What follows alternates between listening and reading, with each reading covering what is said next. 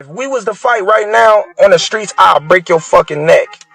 And that's on my kids. And you know it, I know it, and the whole world know it. And I'm not talking about no fighting in the ring. If me and you was to fight outside, I will break your neck.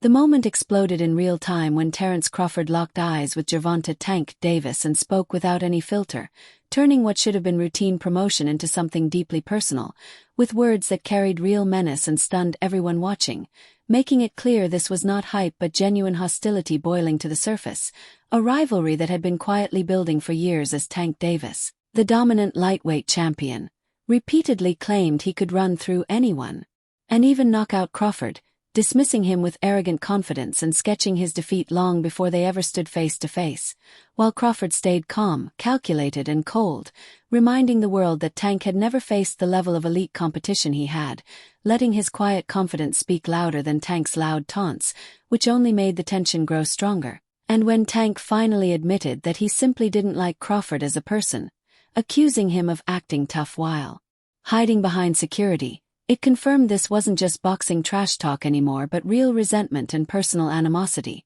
turning their rivalry into something raw, emotional, and dangerously close to exploding into something far bigger than just a fight. What I got from that is he's a hater. You don't know me as a person. Let's say you don't like me. You don't know me. You feel me? And I don't give a fuck. If everybody including Will, what? Fuck. Same question for you. You're a proud father. How does a fight with you and Terence Crawford look? 147? I tapped that trend. You know he going to sleep. I already know. I already know he ain't is. got no chance. I already know he is. You said no chance. I got round 5. You got round 6. Think about to come up to 154. What about 47 though? Yes, if he get to pick his opponent. But Tank would never come from 35 to 54. Y'all got into it on social media around that time. Is that just you being competitive, like when that happens? Or is it like... I just really don't like that dude. Why though? Cause I just don't like him. Like, I really don't like him. That's like, just not your cup of tea. That's just not your... I don't like nothing about him. I just feel like, he just one of these little arrogant little dudes that's using what he got to shield him. He got a lot of security guards around him and he's in the limelight and stuff like that, but in certain situations he wouldn't be acting like that. Do you like him as a fighter though? Yeah, he's a damn good fighter. Yeah. But like his core personality and his ways.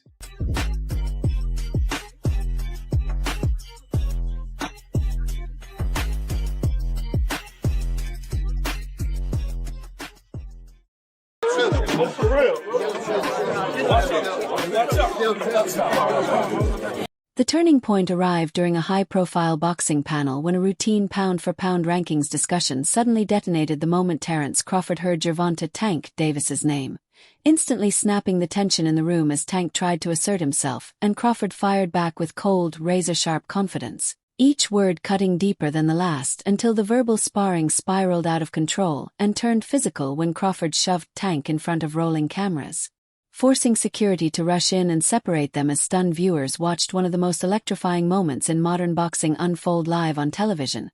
But that explosion had been brewing long before that night, rooted in the lingering controversy surrounding Tank's fight with Lamont Roach.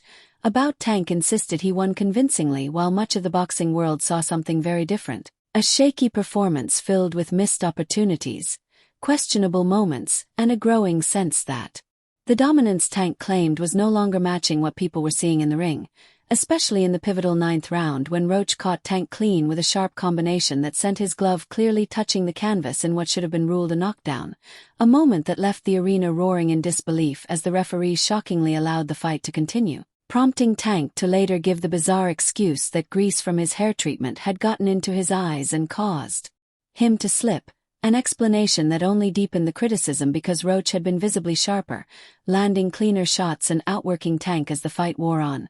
And Terence Crawford seized on that controversy like a predator sensing blood, refusing to let the boxing world forget what he called a blatant robbery. I won. I thought I did enough to get the victory over a spectacular fighter. I told y'all from the beginning, man, that I got the skills to pay the bills. I've been telling y'all that. And I'm just glad I got to show it, honestly. I'm glad I got to show it. I appreciate, like I said before, I appreciate True Boxing Media. Some guys that didn't count me out.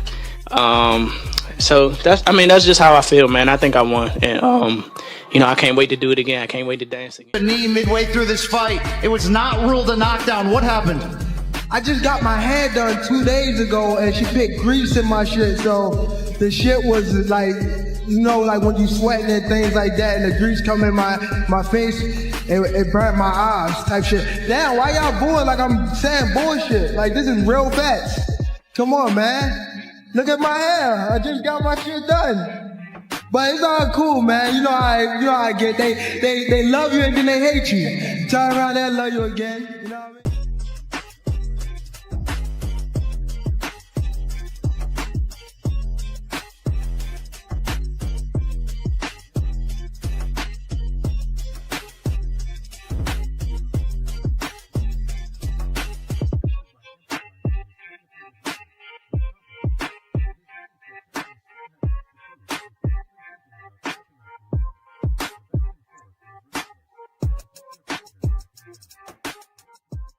Publicly declaring on live television that the knockdown was real and that Roach had been cheated, branding Tank as overhyped and under-delivering in the biggest moments, twisting the knife deeper with every statement as fans, analysts, and media figures echoed Crawford's words and Tank's reputation began to crack under the pressure, until even Tank himself, in a rare and revealing moment of vulnerability, admitted that he had failed to rise to the occasion, confessing that he could have stopped Roach, that he didn't pick it up when it mattered, and that the disappointing performance was ultimately his own fault, a stunning reversal from his earlier excuses that only fueled the belief that his career was now at a crossroads, because for Gervonta Davis redemption no longer lies in talk, excuses, or carefully chosen opponents but in one dangerous and unavoidable path, stepping into the ring with Terence Crawford, a fight that would not just decide a champion but determine whether Tank's legacy stands tall among the sport's true greats or collapses under the weight of controversy, doubt,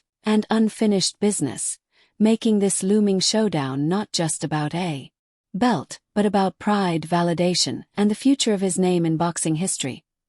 Crawford, ever the master strategist, refused to either fully open the door for a showdown with Gervonta Tank Davis or close it completely, instead choosing to lay down a carefully calculated gauntlet by demanding that Tank first step into the fire against Keyshawn Davis, making it absolutely clear this was not a warm-up fight or an easy payday but a real, dangerous test.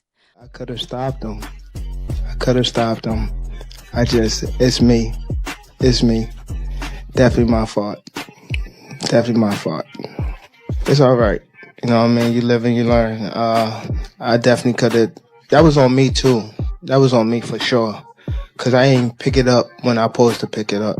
And I could have definitely did more. Just a lot going on. But again, it was myself, But you gotta go to the gym and, get back to the drawing board and, train a little harder.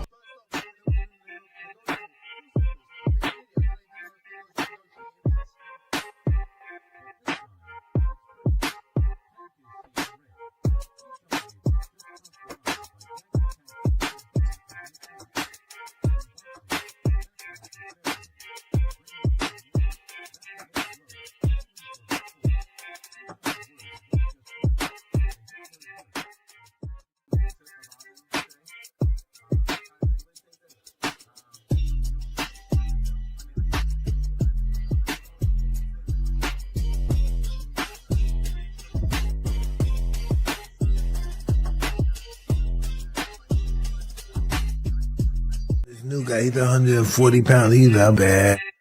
Yeah. Keyshawn Davis. That's him right there, isn't it? Ooh, no, I thought he was. Ooh, there we go right here. Oh, yeah. He's a young guy. Nice combinations. He's quick. Good. Yeah. Ooh. He's a harder puncher. And be around Floyd Mayweather.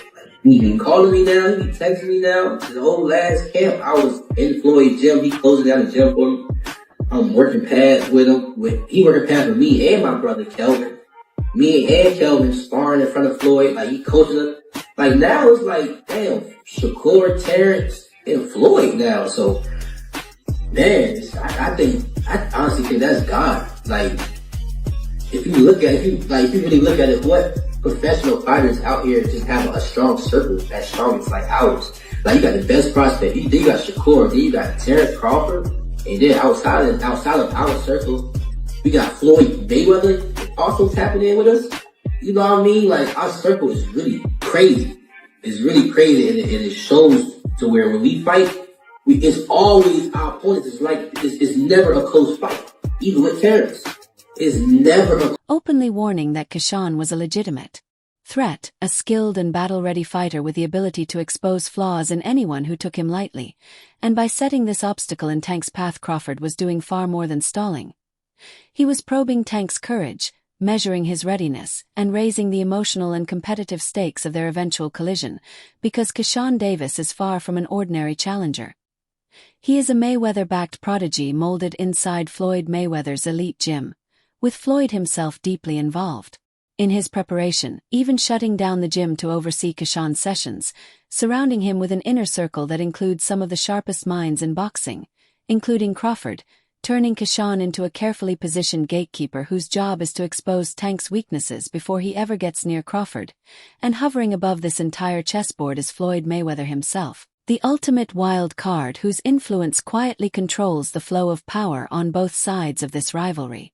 Respected by Crawford, invested in Keyshawn, and still casting a massive shadow over Tank, because despite Tank's fame, knockouts and star power, his relationship with Floyd is openly described as toxic, volatile, and deeply fractured, filled with resentment, ego, and unresolved tension, with Tank himself admitting that he could feel Floyd taking subtle shots at him, trying to undermine him, even as Tank desperately tries to step out of Floyd's legendary shadow and surpass the career of the man who once mentored him, creating a psychological war layered on top of the physical one, where every fight, every comment, and every decision is not just about belts or rankings but about legacy, pride, and whether Tank can finally prove that he is more than just a product of Mayweather's empire, making the road to Crawford not just a boxing journey but a battle for identity, independence, and respect that threatens to define the rest of his career. I gotta do that. A lot of people don't know that what Floyd do. He said. So you feel like it was a sub, like he was subbing you, like he was going at me. He was going at me, and I knew for sure he was going at me. That's why I went at him. There's no reason for me to go at Floyd. Yeah, that's what I was thinking. Cause I feel like y'all got, I wouldn't say love and hate, but it's been like the last interview you showed them love. This week it was whatever. But is that sometimes like, you know, is it just like big bro, little bro seeing things different, or what is it to you? No, Floyd don't never. He felt as though I'm at that point where as though I passed him. And I'm doing it at a young age. Wait, like when Floyd was 29, you'll see, bro. Yeah. That deal that I'm talking about. Yeah. Oh, that's a part of the deal. He don't know about that yet. But that's bigger than his deal. Damn. Bigger than Floyd deal? Yeah.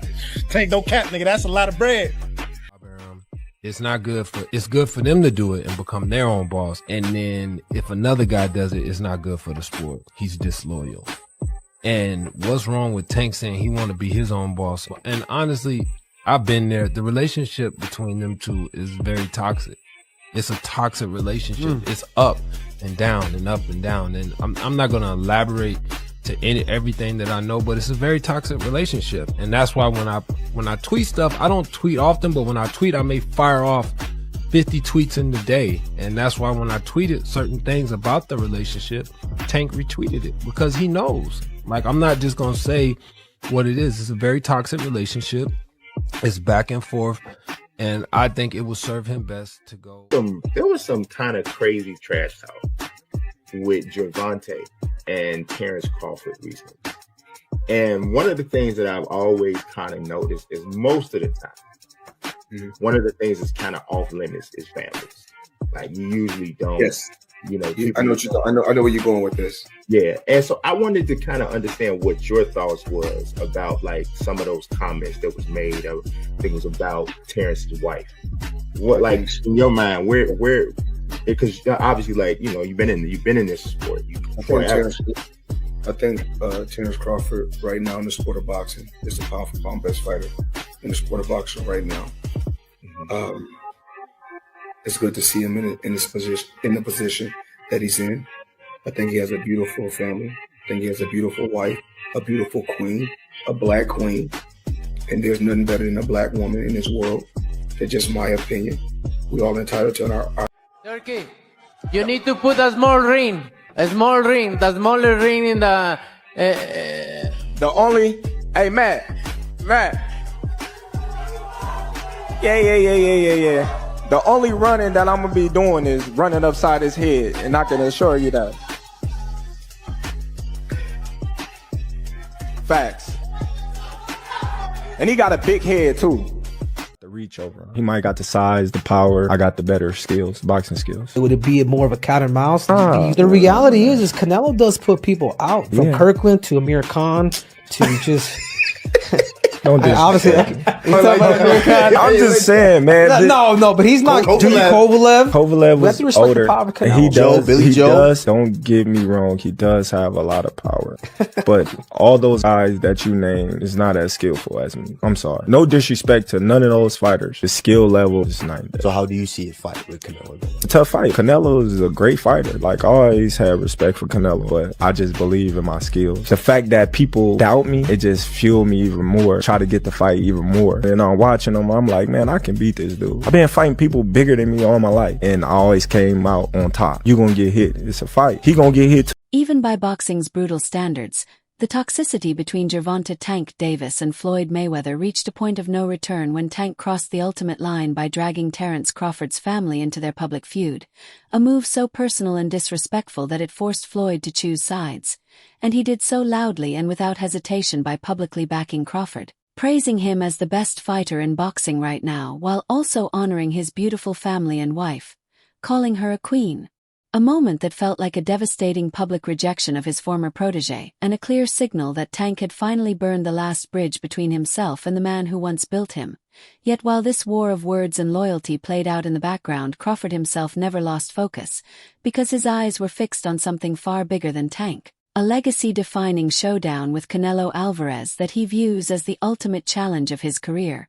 The fight that could elevate him into the rarest heir in boxing history, and everything about Crawford's mindset reflects that ruthless pursuit of greatness, especially when he laid down his uncompromising terms by demanding no rematch clause and no weight restrictions, insisting that he wanted Canelo at his absolute best so there would be no excuses, no explanations, and no way to diminish what would happen in the ring. Declaring that he didn't want to hear anything about bad nights or unfair conditions, because a true champion proves himself against the strongest version of his opponent, and in that demand Crawford revealed his true ambition, not to win safely, but to win decisively, to leave no doubt, and to carve his name permanently into boxing's history, no matter how many rivalries, controversies, or distractions swirl around him, because in the end only one thing matters to him: greatness.